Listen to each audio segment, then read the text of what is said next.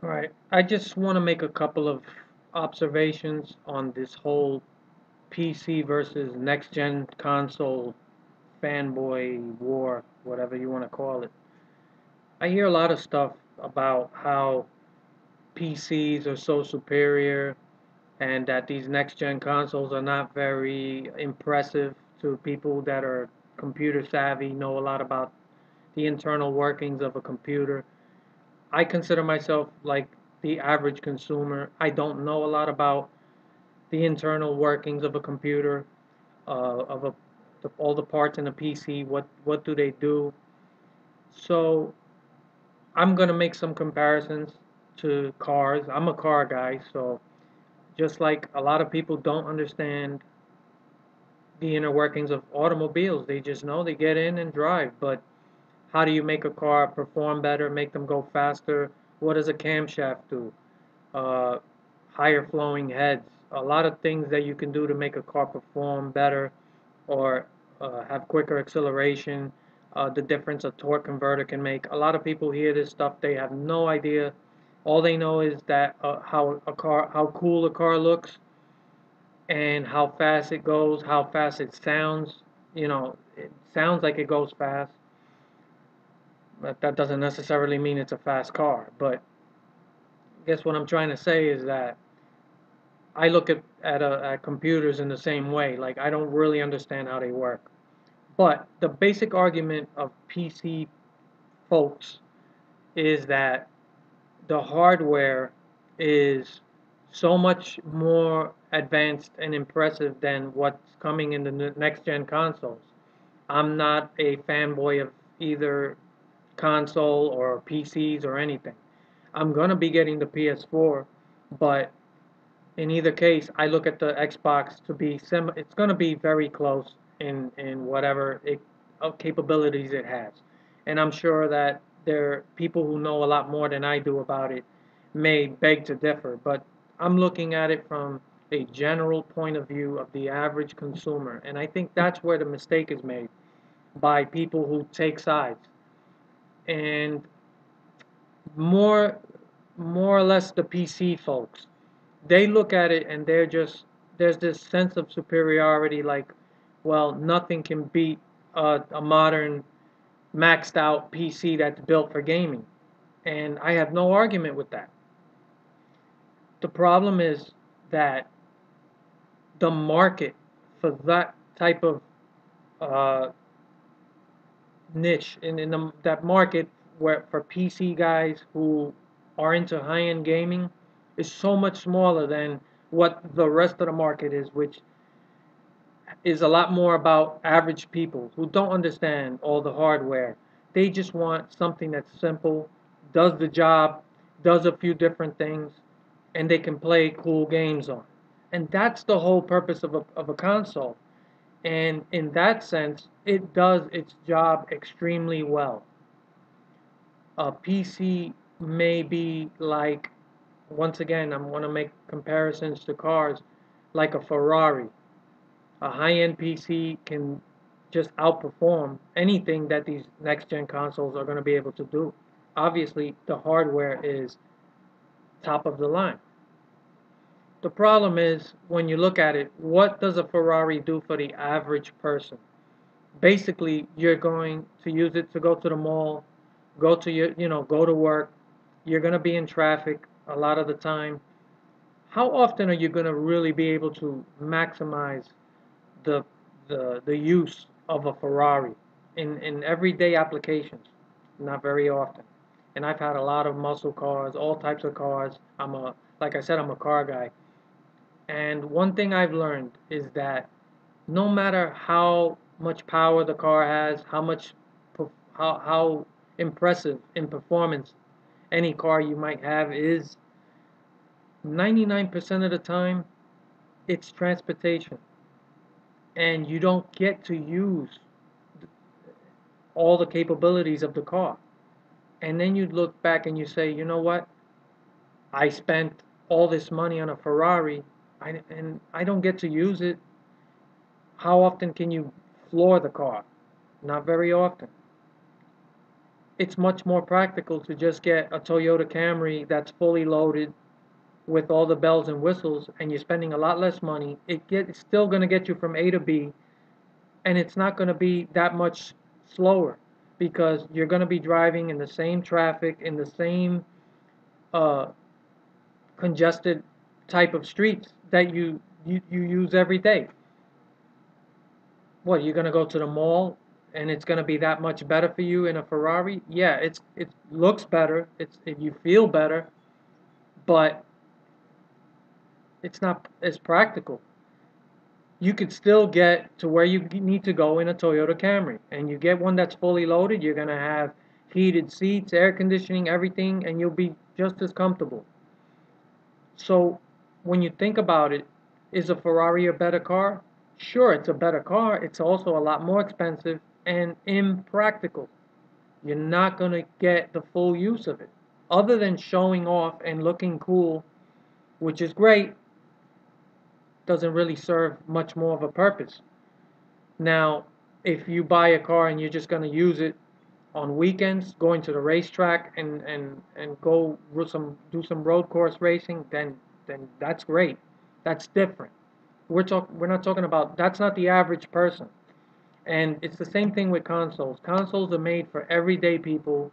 You don't have to know anything about PCs, the internal workings of the hardware, of hard drives, or how much RAM this has and what it does.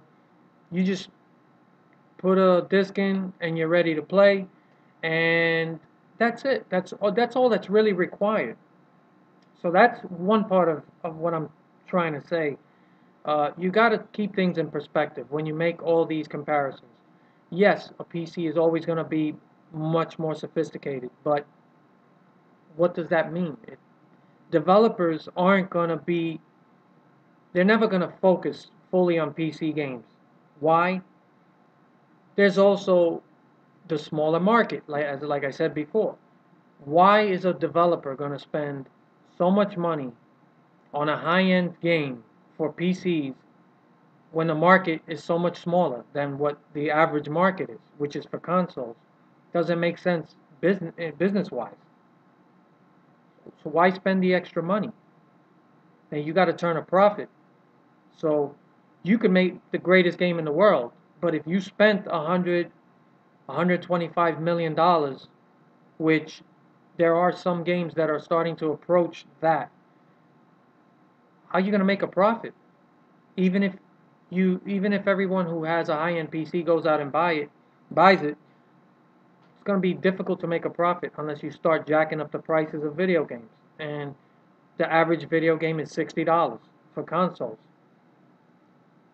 So if you start asking these developers to start building bigger, more ambitious games that push these consoles to everything that they're going to be able to do, that's going to cost a lot more money on the development side, which is only going to leave one possible way for them to still make a profit, which is raise the price of these games. And when people start they start being asked to spend 80, 90, possibly $100 for a game, they're going to go crazy.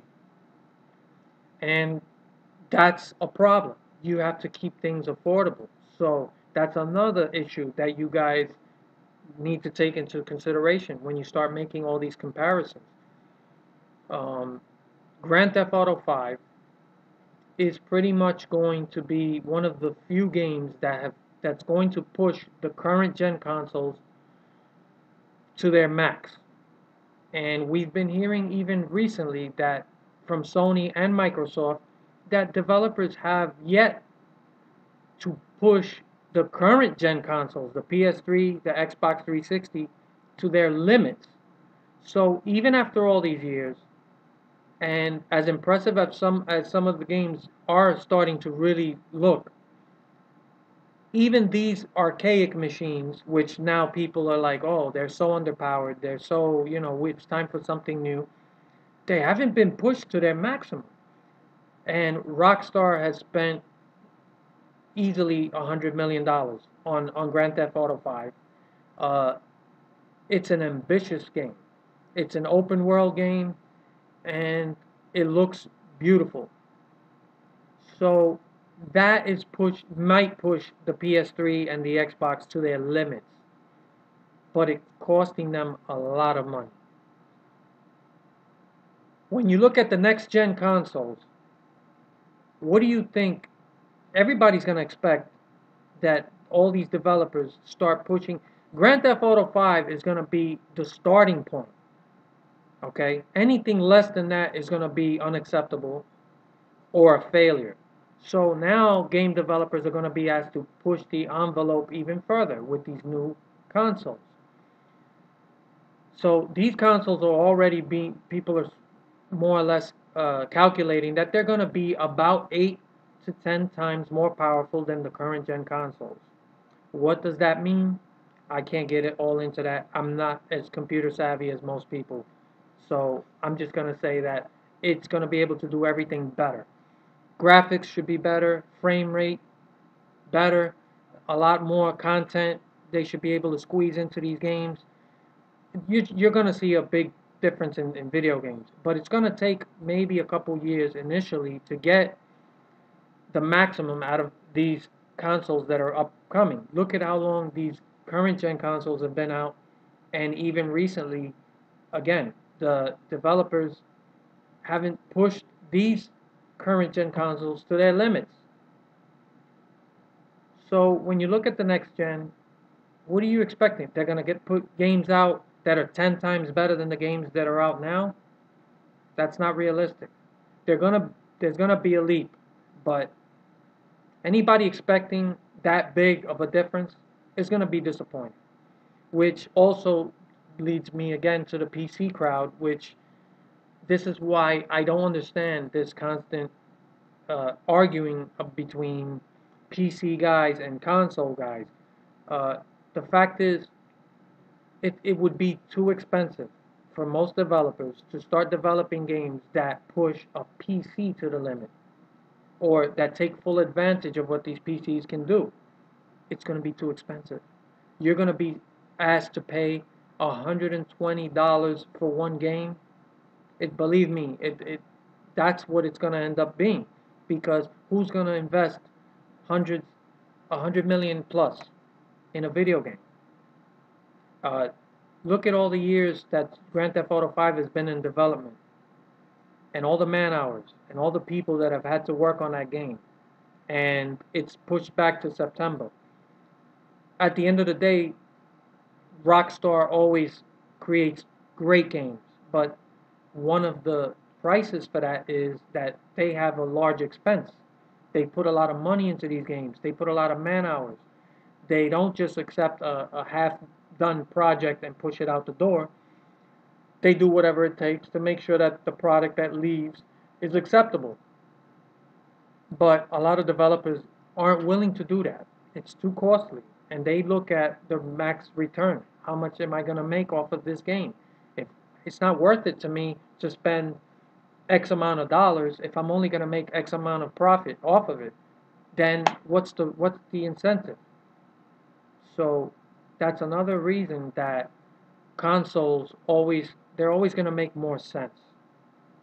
So it makes sense for the consumer, and it makes sense for the developer. The the expectation level of people that they think or they want games to come out that are going to maximize whatever the top of the line of current gen hardware for PCs are. That's just, I don't see that happening anytime soon unless developers can find a way to really cut costs, do more with less. And I don't see that happening anytime soon. So basically, what I'm trying to say is that you have to look at things a little differently and a little more realistically. While it is impressive to have a top of the line PC, it's not realistic that most people are going to be able to, one, afford it, okay, or two, expect that developers are going to go out and spend countless amounts of resources, money, man hours to create a game that's going to push these magnificent machines to their limit. And then finally, who's going to want to pay $100+ for one game? So everything has a limit. And I think a lot of people are going to be disappointed. Those who expect too much. That's number one. Those who are more realistic are going to be pleasantly surprised. I think these next gen consoles are going to do an amazing job. And if you're willing to have patience, and I think it might be 2 or 3 years before you start truly seeing a big leap in gaming. So that's all I wanted to say. It's just food for thought. I don't claim to have not a vast knowledge of computers or anything like that. I'm just talking as an average guy. In layman's terms, the differences that I see between these high-end PCs that people argue about versus these next-gen consoles. I think at the end of the day, everybody should be happy. You're going to get better games. They're going to continue to improve.